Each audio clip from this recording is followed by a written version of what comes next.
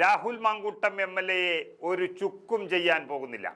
കാലുകുത്തിക്കില്ല, കൂട്ടിലടക്കും എന്നൊക്കെ പറഞ്ഞവർ അട്ടം നോക്കി നിൽക്കും.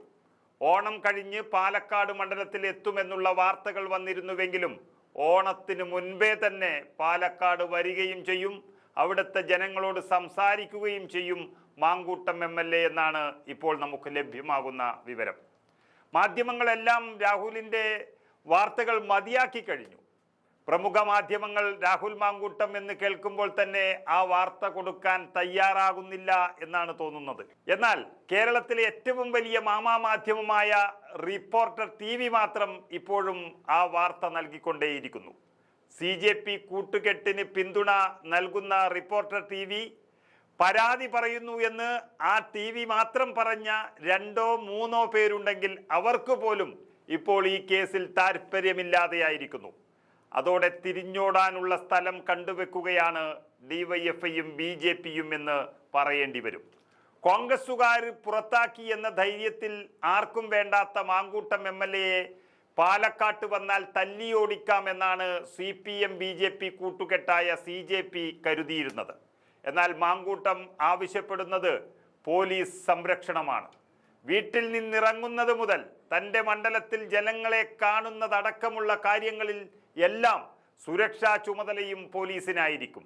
ഒരു തരി മണ്ണ് വീണാൽ പിണറായി വിജയൻ ആഭ്യന്തര വകുപ്പ് കുടുങ്ങും. കാരണം കേരളം മുഴുവൻ ഇപ്പോൾ മാങ്കൂട്ടത്തിനൊപ്പമാണ്. ഒരു പരാതിയും ലഭിക്കാതെ ഒരാളെ എങ്ങനെ വേട്ടയാടുന്നത്, അത് അങ്ങേയറ്റം അപലപിക്കുകയും രാഹുലിൻ്റെ കൂടെ അണിനിരക്കുകയും ചെയ്തിരിക്കുകയാണ് കേരളം ഒന്നടങ്കം. എന്നാൽ DYFI ഇപ്പോഴും വെല്ലുവിളിച്ചുകൊണ്ട് നടക്കുകയാണ് രാഹുൽ മാങ്കൂട്ടത്തെ.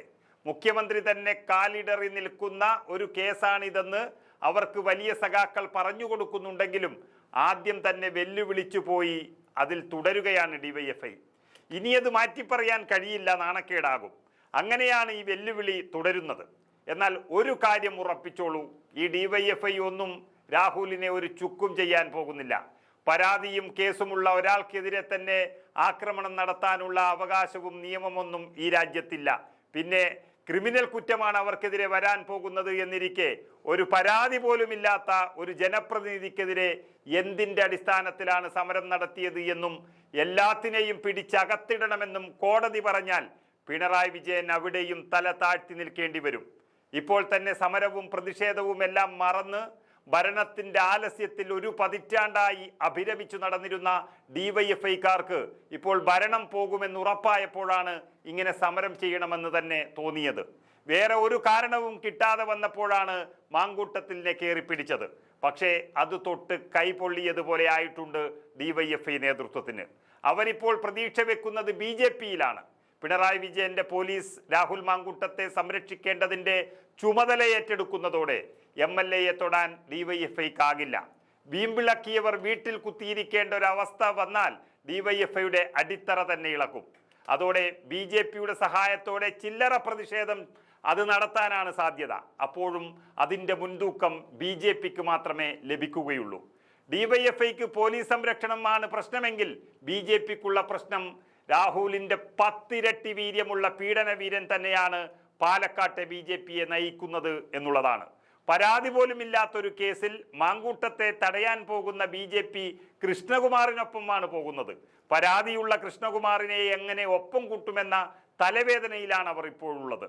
മാത്രമല്ല സഖാക്കൾക്ക് രാഹുലിനെ തടയുന്നതിന് മുൻപ് PK ശശിയെയും P ശശിയെയും കടകംപള്ളിയെയും ശ്രീരാമകൃഷ്ണനെയും മുകേഷ് MLAയെയും ഒക്കെ തടയാൻ ബാക്കിയുണ്ട് എന്ന യാഥാർത്ഥ്യവും അവിടെ നിലനിൽക്കുന്നു. അങ്ങനെ രാഹുൽ മാങ്കൂട്ടത്തെ തടയാൻ കഴിയാതെ നാണം കെട്ട് പിന്നോട്ട് പോകേണ്ട ഒരവസ്ഥ വരികയും അതിനിടയിൽ മാങ്കൂട്ടം തന്നെ കുടുക്കാൻ നോക്കിയ പിണറായിയുടെ പോലീസിന്റെ സംരക്ഷണത്തിൽ തന്നെ പാലക്കാട് നഗരവും ഗ്രാമവും ചുറ്റിക്കാണുന്ന ഒരപൂർവ കാഴ്ചയ്ക്കാണ് പാലക്കാട് സാക്ഷ്യം വഹിക്കാൻ പോകുന്നത്.